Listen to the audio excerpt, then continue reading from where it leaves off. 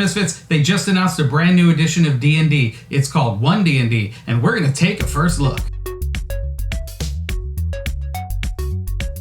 Okay, Misfits, when I first heard there was going to be a new edition of D&D, I was like, great, not again. I just fell in love with the 5e system. I just got used to it. I haven't enjoyed a system since the first one back in the 80s. All the rest of them were...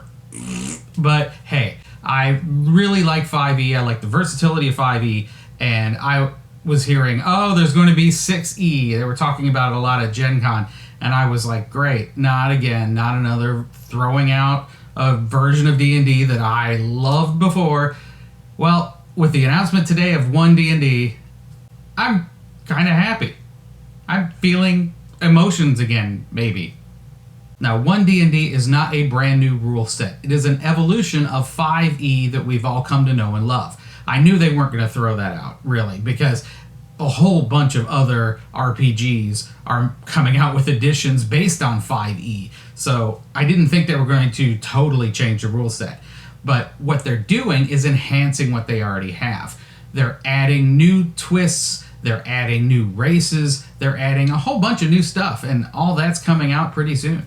Now, Chris Perkins, Dungeon Master Supreme and D&D designer, said this. We did a smart thing with 5th edition by listening to the fans. And what came out of that process was a system that is stable, that is well-loved, that incorporates the best elements of earlier editions. Now that we have that, we are no longer in the position where we think of D&D as an addition. It's just D&D. Now, One D&D isn't throwing out the beholder with the bathwater. They're adding a whole bunch of new stuff, and you can start playtesting this stuff at D&D Beyond. Now, the first thing you can start playtesting right now on D&D Beyond are enhancements to the characters' races and backgrounds. Now, your background will give you a new feat depending on what it is, and also it'll determine your stat bonuses. The normal +1 and +2 that you would get from your races are now given to you by your background, so you can choose to use them how you would like. They can even split that up into 3 +1 bonuses if you want. Now, there's also enhancements to race traits. DM extraordinaire and rules designer Jeremy Crawford is here to tell us more.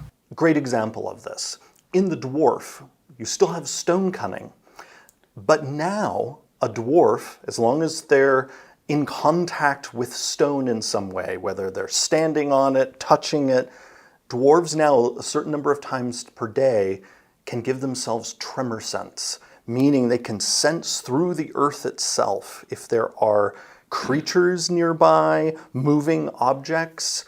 We're really leaning into the mythic stories of each of the race options in the game. Now, speaking of races, they're dropping a new one on us too. They're called the Ardlings. And you know how tieflings are kind of tied to the lower planes? Well, Ardlings are tied to higher planes. They can be animalistic in appearance, or they can even be angelic in appearance, depending on how you want to play it. And one thing they all do is fly. Now that's awesome. Now, also, there's going to be enhancements to D&D Beyond. You're going to be able to play with a virtual environment that you can have your maps and your creatures and such, instead of having to have it on the tabletop.